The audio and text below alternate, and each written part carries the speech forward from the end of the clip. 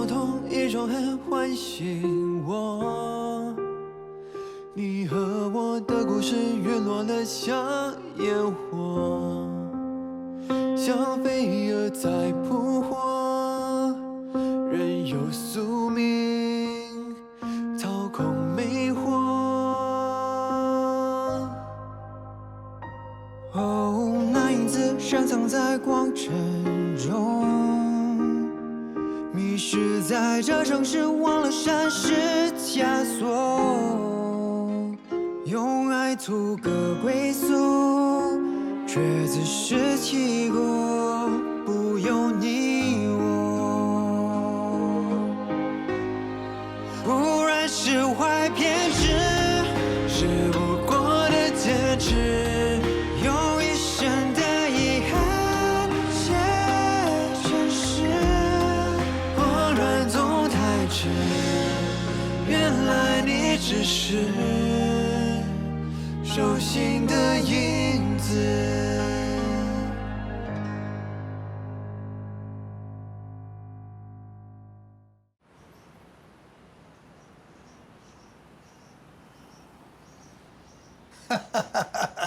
连放大镜都出动，你不能老都不可以了。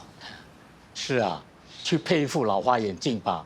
我看你的度数啊，肯定是加深了。我和你们不一样，我的情况是时好时坏，这不叫老花，叫返老还童，你们懂不懂？哦，那更糟糕啊！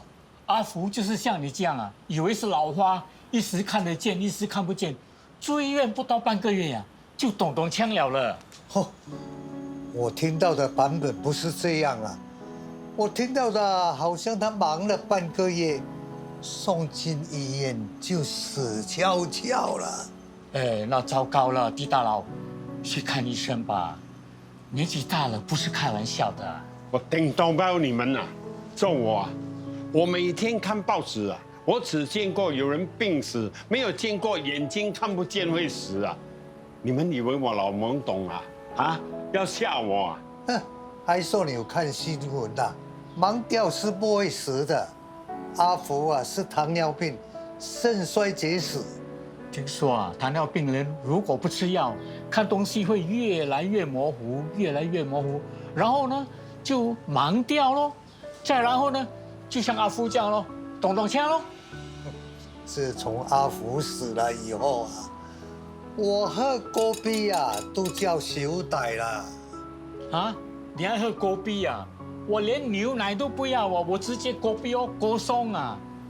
哎，我死不要紧啊，就是不要拖累我的下一代。狄大佬，你要多注意身体。人老了，朋友就越来越少。哎，你要活久一点啊，我们才多个伴聊天啊。你们一唱一和，很有默契哈、那就互相顶咚包了。我懒得理你们了。哦，对，这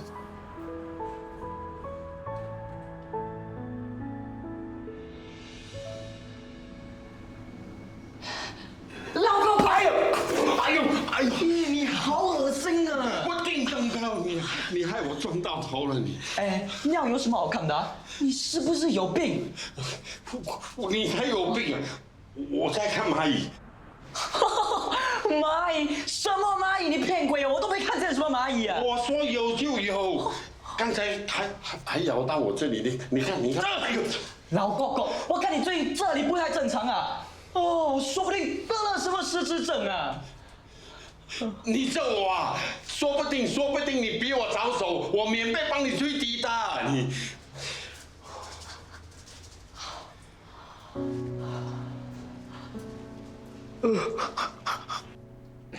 医生啊，我的身体没有事哈。你看，我就知道我没有事的，我能吃能喝能走能睡，怎么可能会有事呢？哎呀，这几天我还一直自己吓自己。哎呀，罗先生，你是应该担心的，你的血糖指数超标。不是吧，医生？不可能啊！你开玩笑啊！我邻居安迪给我的中医偏方哦，我一直都有吃，我身体怎么可能会有问题？糖尿病的药你没吃吗？西药很伤身的，没有事我没吃的。你有三高，不定时吃药，不定时看医生，情况只会越来越严重。一旦糖尿病恶化，就会影响你的肾脏功能、你的眼睛、你的心脏，随时都会有生命危险。没这么严重吧，医生啊？照你这么说哦，我好像是快要死的人呢。我年龄很大了，不要跟我讲这种话，我很怕。你知道自己年纪大就好，年轻人还说有本钱，老人家的身体不是你说任性就能任性的。想要活久一点，就别再拿健康开玩笑。我建议你赶快做详细的身体检查。不要检查，不要检查，越检查越多病。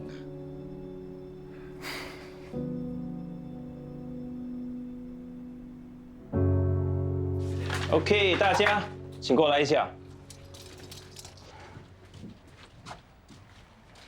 我们部门来了新同事，他以后会负责部门助理的工作，都互相认识一下。大家好，我是莲。以后在采购部工作还有很多地方要学习，请大家多多指教。嗨，我是 Jim。 Hello。嗨，我是 Ken。嗨。派一个股东过来我们的部门，搞不好是人肉 CCTV 啊！以后小心一点就好啦。Hello， 我是 Bell。Hello， 我是 Cindy。嗨。好吧，可以回去工作。那这就是你的位置。哦。以后有什么事就来找我。谢谢苏主任。没问题。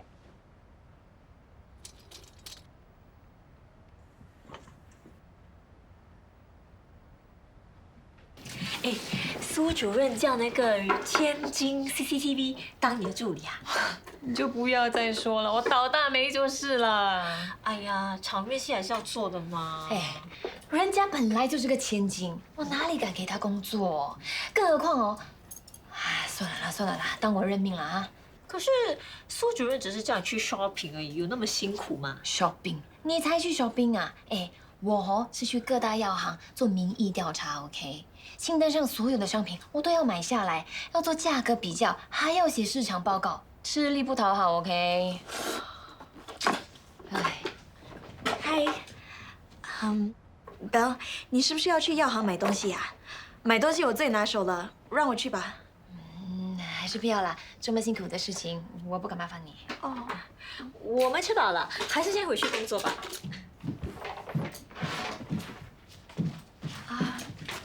你们是不是在烦我啊？我是真心想来学习的。这是我第一份工作，所以我对公司的规矩都不太了解。你们也可能听说了我的身份，可是如果这个身份真的有用的话，我也不必要从低做起，对吧？我希望你们能信任我，以后如果有哪里做不好，请你们直接提醒我，我会认真学习的。那你要不要帮我到药行去买东西？没问题，谢谢。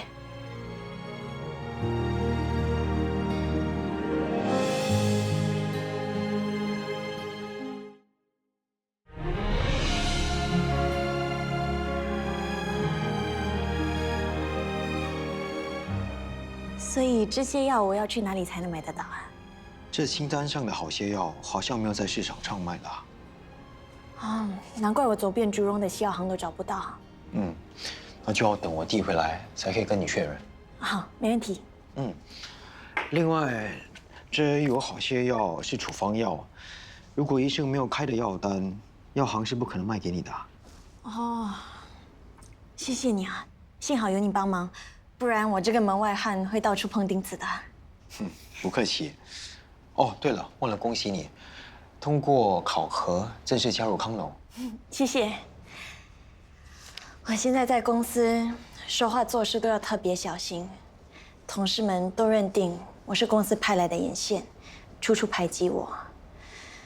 单单是工作已经让我吃不消了，再加上复杂的人事关系。不过，为了证明我自己，我不会放弃的。浑浑噩噩过了那么多年，现在出来工作，才真正的领悟到什么叫活着。允泽，允泽，你在想什么？哦，我也最近才发现，怎样才叫做真正活着。可能人生中总会出现一些人，做了一些事，会在不知不觉间让你有很大的启发和鼓励。可能这个让你改变、让你反省的人，会无意间占据很重要的位置。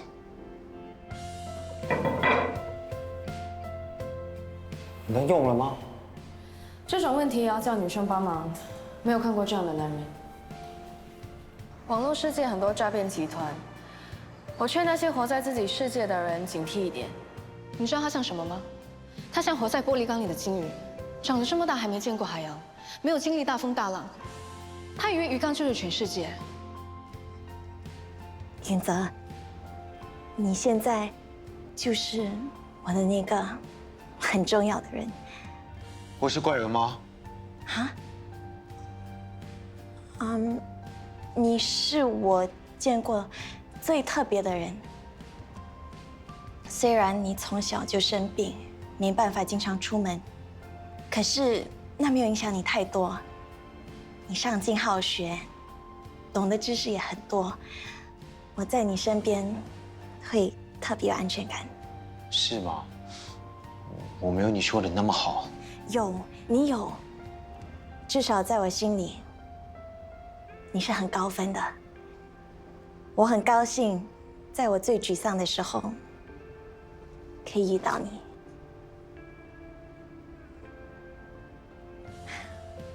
我们的成长经历都很相似，都是家境很好的孩子，可是很少人会知道，其实我们的心灵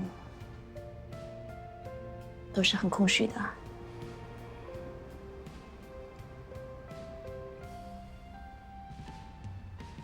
对，我们一样，都是活在浴缸里的金鱼。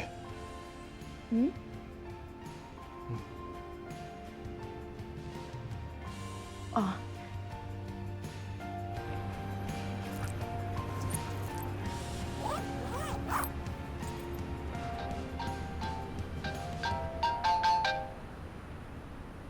喂，院长。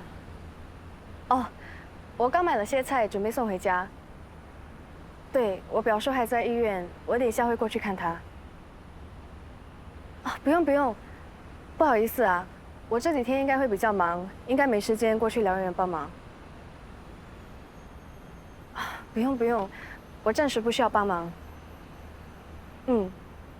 谢谢，拜。怎么样啊？徐燕可能近期都不会来疗养院帮忙了。那他表叔呢？他表叔的情况有没有好转？没提到太多，只知道还在住院。听起来，他家里的事还没解决。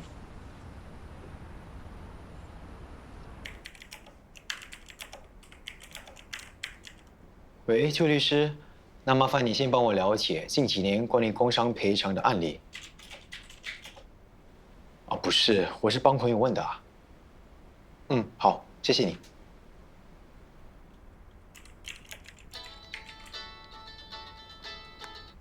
聪哥，我刚跟院长了解过石院的状况，他家里的事情好像还没有解决，我有点不放心，想过去一趟。去看看也好。你上次说你也想帮忙，你要的话可以跟我一起过去。好啊。爷爷你好。哎，好，来进来。小灰灰，石院不在啊，我不知道他什么时候回来，还是你们打个电话给他？我们打了，只是他没有接，所以我们就先上来了。哦，你是？对，是我骗你的，养金月的钱我会想办法还你的，你再给我点时间啊。我不打算跟你讨钱，你和我是交易，交易是双方你情我愿进行的行为。我也有责任。你真的不打算要我陪你签？你们在说什么啊？你也帮人家养金鱼啊？爷爷，他们只是在闲聊而已。石院的表叔情况怎么样？有没有好转？哎呀，很糟糕啊！医院说可能要截肢啊，他们全家靠他一个人养啊。要是他锯掉一条腿啊，那就吹笛大了。如果确定是工伤，那他有权利跟雇主提出索赔。雇主有没有跟人力部还是保险公司通报情况呢？我不知道，我没有问那么多啊。你们怎么会在这里啊？来看你需不需要帮忙。你的脸怎么了？怎么那么脏啊？什么事啊？没事，弄脏而已，不要大惊小怪。哦，要带去医院的饭盒放在桌上啊。哦。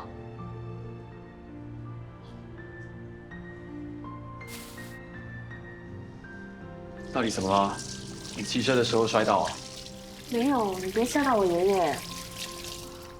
我只是脚车的链子掉了，挂回去的时候弄脏的。没事就好。那你表叔呢？如果需要帮忙，我和我哥随时都可以的。我很谢谢你，真的。只是现在除了医生，没有人帮得到我们。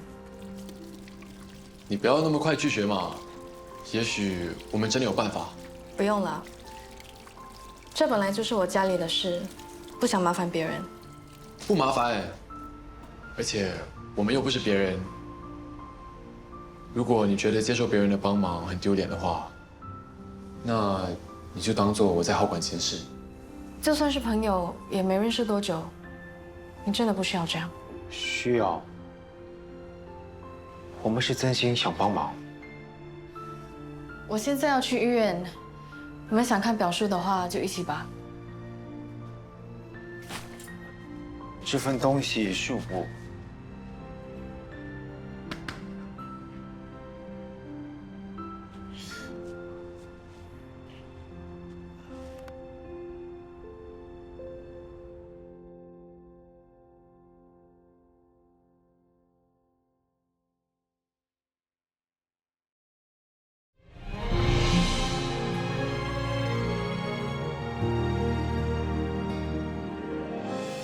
谢谢你啊，医生。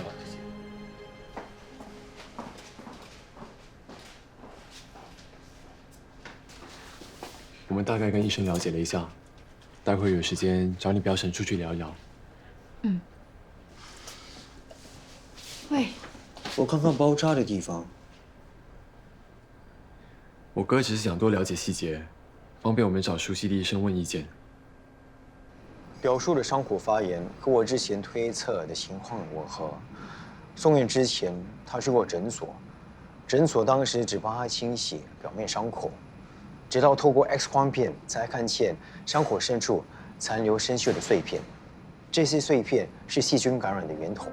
可是他明明打了破伤风针了，为什么还会这么严重？就算注射了tetanus antitoxin，也不见得能完全预防破伤风。最关键是残留碎片和表叔延误治疗，伤口才会感染恶化了。所以这家医院的医生才会建议截肢保命。如果截肢以后，我们要怎么办？表叔有买保险吗？没有，平时好好的，谁会想到会发生这种事？想到这些钱能省就省咯。我们可以帮忙追查，如果正事是诊所疏忽、医生失误，我们可以起诉对方，要求合理赔偿。再不然，雇佣的合约、工伤后，雇主上报人力部也会得到赔偿。我问过律师，也上网翻过资料，从2020年1月开始，工伤事故可以索取的医疗赔偿最高数额是45000，永久伤残或死亡的一次性索赔金额，则有另外一套的特定计算方式。我老公好像被老板解雇之后才受伤的，他的同事说不会赔的。如果索赔失败，还有 MediSave、MediShield、MediFund 的保障计划，可以负担他的医疗费用。你不需要担心，我们有相熟的律师，他们可以帮忙，你的问题一定可以解决的。律师，我们请不起啊？不用担心钱，我可以解决。你解决？这不是小钱，你要怎么解决？我哥的意思是无偿律师，就是免费帮忙的那种。啊？哦，我就是这个意思。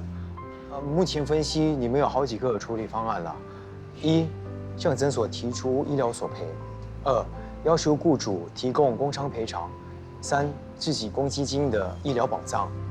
哦，另外，如果换家医院治疗，表叔的脚伤可能还有转机。你的意思是？未必需要截肢。以他目前的状况，我建议多听取不同专科医生的意见，才做决定。我同意我哥的看法。我们认识很多医疗界的权威，集思广益，一定可以想出最好的方案的。转院吧，送你丈夫去康荣医院。康荣医院很贵的，我们付不起啊。即使有心，我们也无力啊，付不起啊。免费。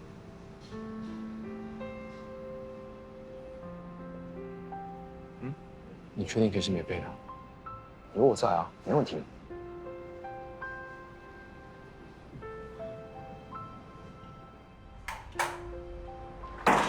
哎，回来了。我妈呢？还在医院，安排着转院的事。所以刚才你在电话说要转去私人医院，不是开玩笑的哦。我认真的。是你那2个朋友建议的？那真的有免费的医院？对呀，你那2个朋友可靠吗？万一他们只是随口说，等住进去才说不是免费的，那就吹低大了喽。私人医院的费用谁还得起呀？我也不确定，不过他们处理的井井有条，已经在安排着了。我等一下会过去看看，你们先吃饭吧。这是什么？什么？你的东西啊？不是我的，你朋友留下来的吧？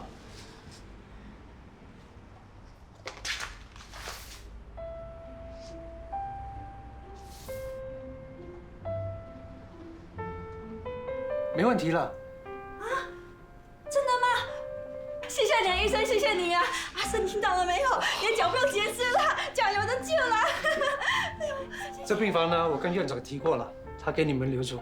哎，至于顾先生那里，就拜托2位少爷跟他细谈费用吧。Dr. B， 这些细节我们出去聊。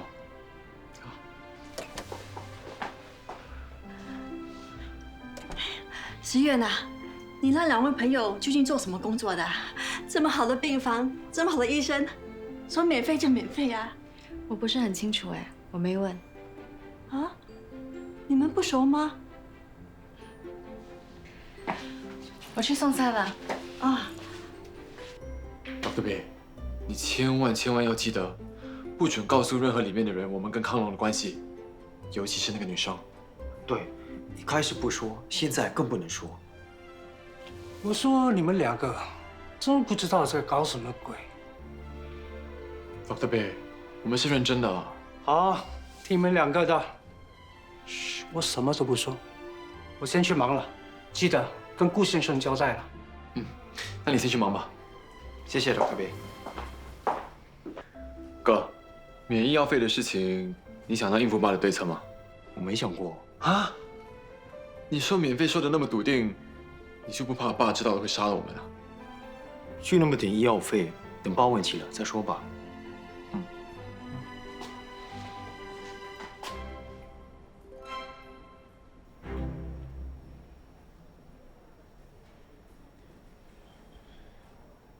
你什么时候站在这里的？该到的时候就到了。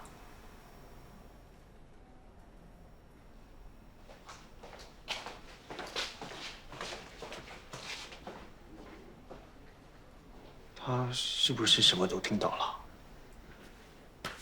我不知道哎，可是他好像很生气，怎么办啊？他本来就生我的气啊，没差。也对哦。等一下，你的意思是说青蛙变王子，而且是2只一起变？难怪啦。扶手电梯意外那一天啊，我就是被送去这家康荣医院的。当时你还怪人家插队啊，现在真相大白了，原来是富二代啊！医院是他们家开的。医院是他们家开的又怎样？就可以乱插队吗？你开玩笑？你见过有人回自己的家也要排队的吗？好歹人家是医疗机构的少爷啊，有特权是理所当然的嘛。爷爷，你的脸变得很快，瞧不起你哦。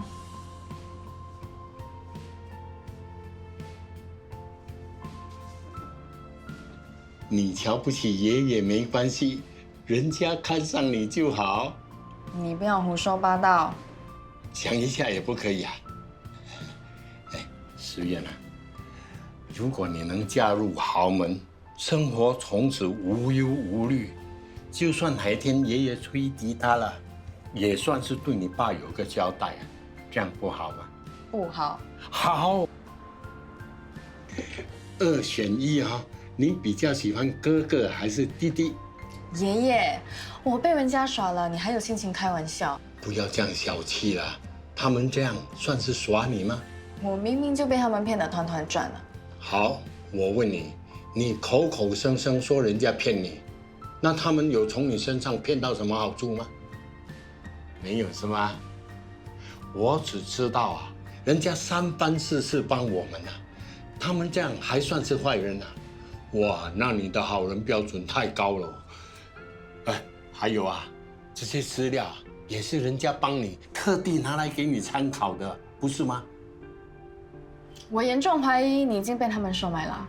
哎，爷爷是讲道理，跟利益没有关系哈。你也知道爷爷不是见钱眼开的人哦。好啦，不跟你说了，我要去送餐。你记得吃你的药，要看我嫁入豪门的话，你就要长命百岁，知道吗？啊，我要看，我要看。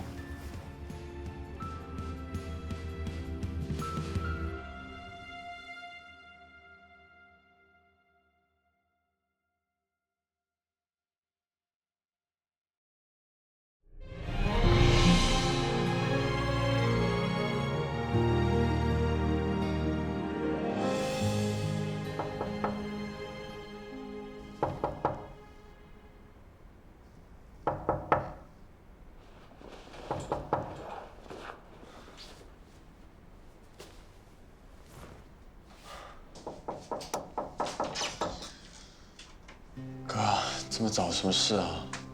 你怎么锁门了？找我干嘛？我要去工地。什么工地啊？我找到钱老板施工的位置，我已经准备好要怎样跟他沟通了。钱老板？谁是钱老板？实验表叔的钱老板。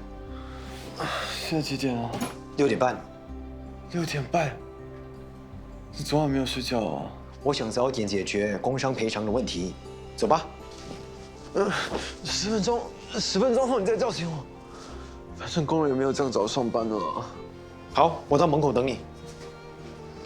哥，老板也没有这样早上班的。啊！我这个好哥哥。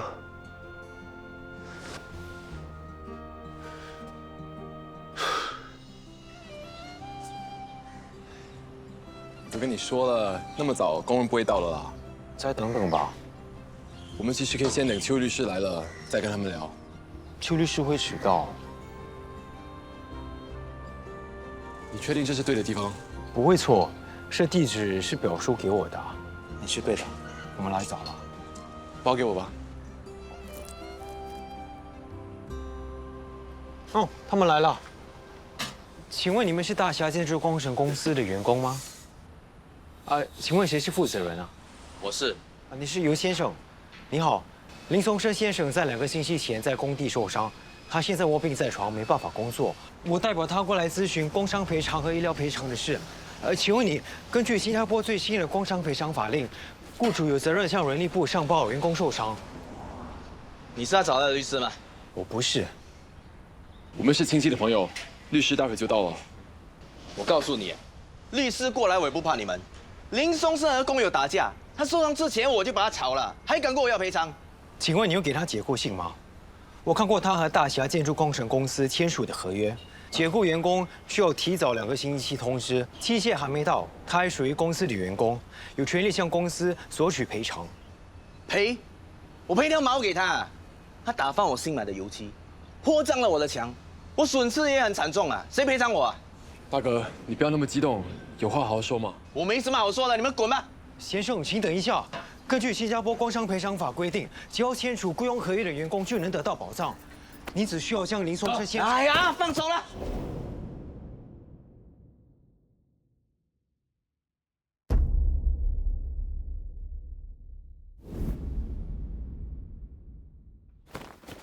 你没事吧？哥，你没事吧？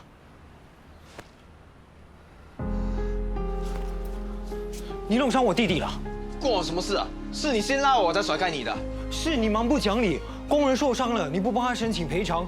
我们在这里跟你讲解赔偿法规定，但是你在这里大吼大叫，你记至少我可以原谅你，普及一下赔偿法规定就好。但是你耍流氓、公报私仇就是错。哥，不要再吵了，他害你受伤。新加坡是个法治社会，受雇员工基本上都会得到政府保障。你这种不负责任的雇主，我会请律师起诉你。还有我弟弟受伤，我肯定会追究到底的。好啊，来呀，看谁骂谁！啊，你在干嘛？放开我！我打死！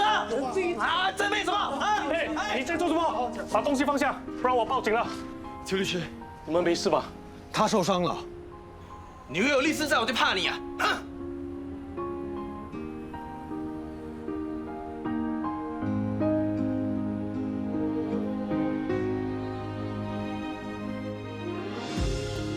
哥，你知道刚才有多危险吗？既然他们不讲道理，你就应该先等律师过来，不能再跟他们纠缠了。我没有在纠缠，是他们欺善怕恶。就是啊，不是所有人都懂道理的。你看，邱律师来，不到半个小时的时间，事情就解决了，不是吗？律师还不是讲道理？律师不讲道理，他们讲法律。理亏的人不敢在法律面前嚣张。好，我承认是我失算了，我没想到他真的敢动手。但是你也不可以不顾后果啊！冲上前给我做垫背，你知道危险吗？我就是知道有多危险，才不能让你受伤的。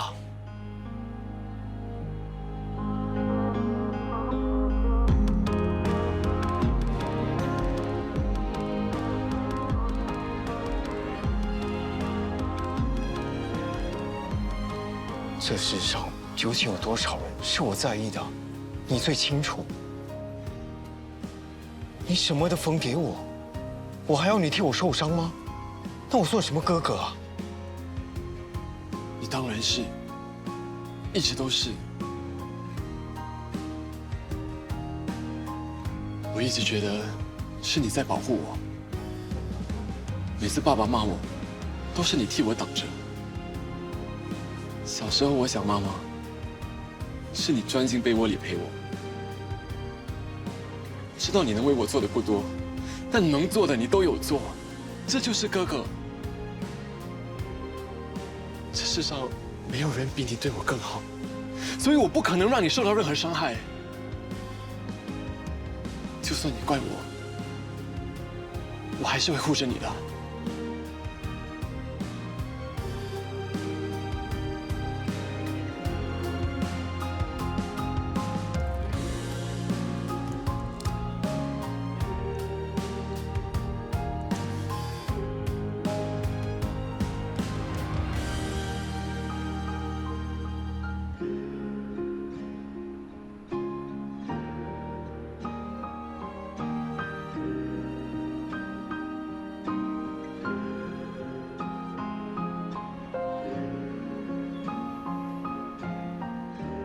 对不起，是我鲁莽了。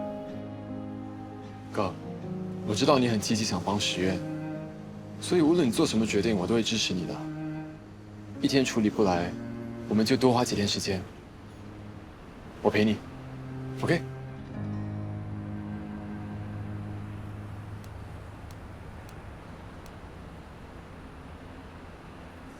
你现在有什么想去的地方吗？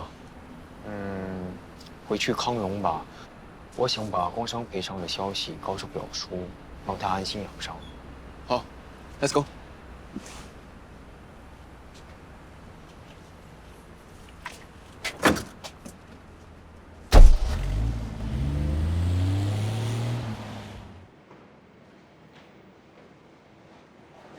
如果石院在里面，那工头答应上报申请赔偿的事，你就帮忙解释吧。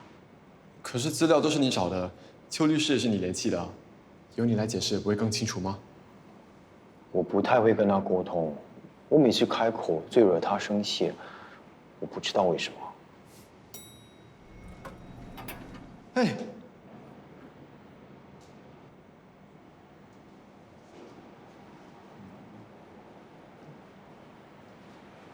还在生气啊？跟过去看看怎样解释吧。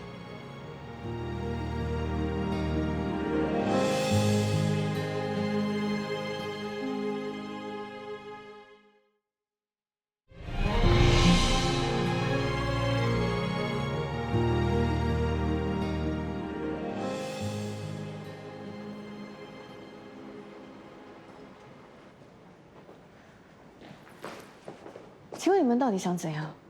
想知道你为什么不理我们？明知故问，想让你听我们解释。有必要吗？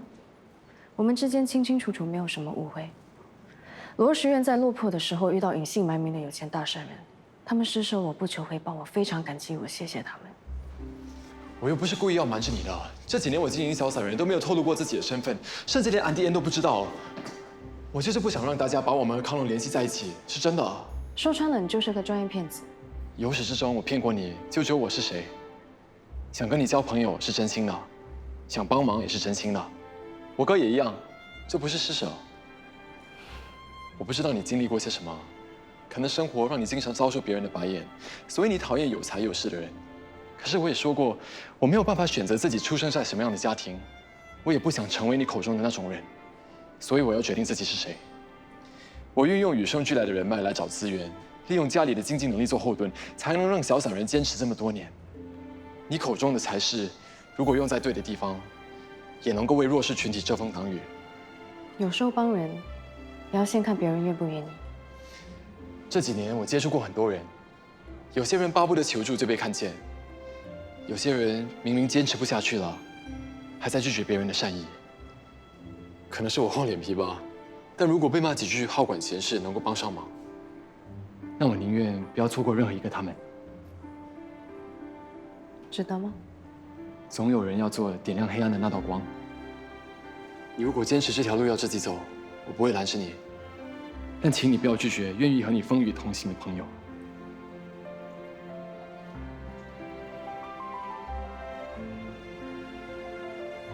我感激你帮我，也可以不这么讨厌你。只是除了你之外，我家里的事不希望有这么多人参与。不要跟着我了，我要去送餐。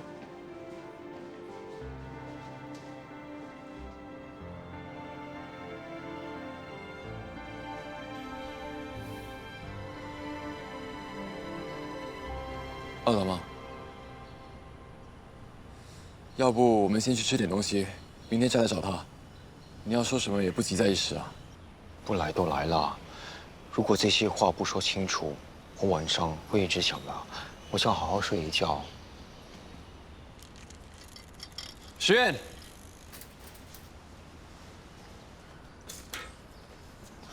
小雅有事吗？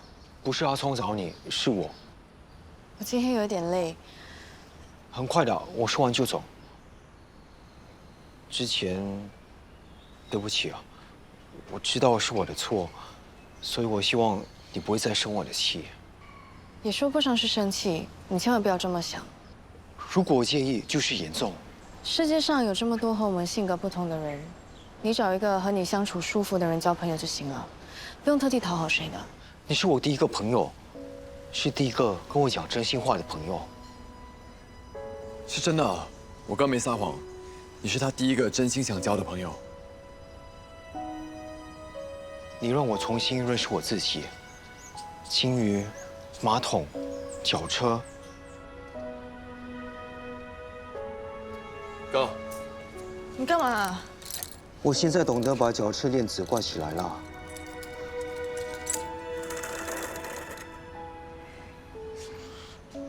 可能你现在还讨厌我，不过我会努力改变，努力成为你的朋友。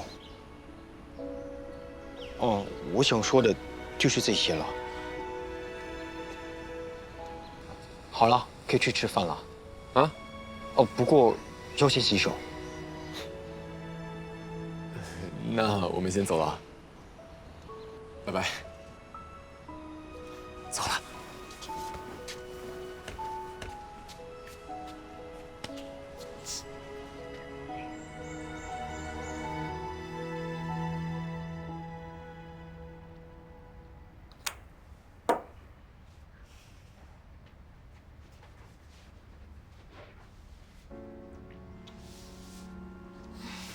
朵森在戒毒中心过得怎么样？没兴趣打听他的消息。这几个月不需要听他大呼小叫，难得的耳根清净。那采购部的资料呢？有进展吗？没发现什么问题，只是一些普通的账务记录，还写得蛮仔细的。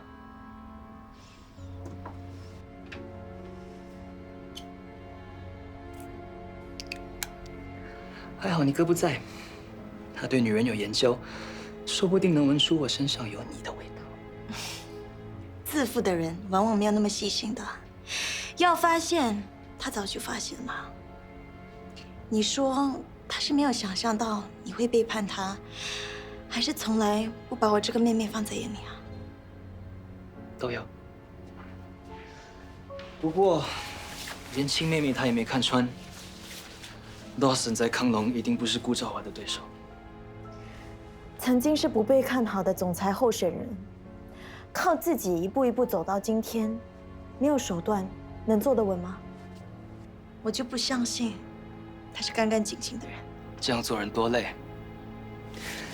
在康龙坐这个位子，每天除了要想着怎么救人，还要想着怎么防人。如果哪天这种游戏你玩累了，想过平凡的生活，我带你离开这里，找个只有我和你的地方住下来，我养你。你知道我的，除非我愿意给，或者是被抢走的，我一定要拿回来。属于庄家的股份，倒是那个蠢蛋肯定是要不回来了。既然他那么不认同家里的女人，我就要争点气，做点事，证明给他看，我是新的。好吧，劝不了你，我尊重你。还要我帮你什么吗？接下来我要做的，你应该帮不上忙。放心吧，照情况来看，他的腿恢复的还不错，最糟糕的应该不会发生。尹泽，你怎么会在这里啊？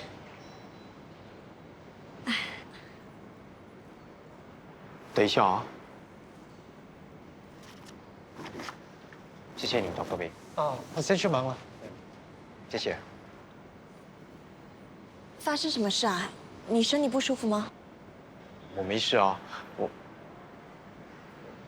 我有个朋友的亲戚住院了，我来探望他。哦，我想起来了，最近医院疯传说你安排朋友来住院，费用全免，我还以为是传言，没想到是真的。这个朋友是谁呀？能享有这样的特权？他很低调，他不想张扬。哦，这么神秘，这个朋友我认识吗？我不能说。那好吧。哎，难怪我觉得今天有什么不一样。允聪呢？他不是跟你一样像膏药不一样，去到哪里贴到哪里吗？他呢？他有事要处理，出门了。待会他会回来接我。我有事要忙了，不跟你聊了。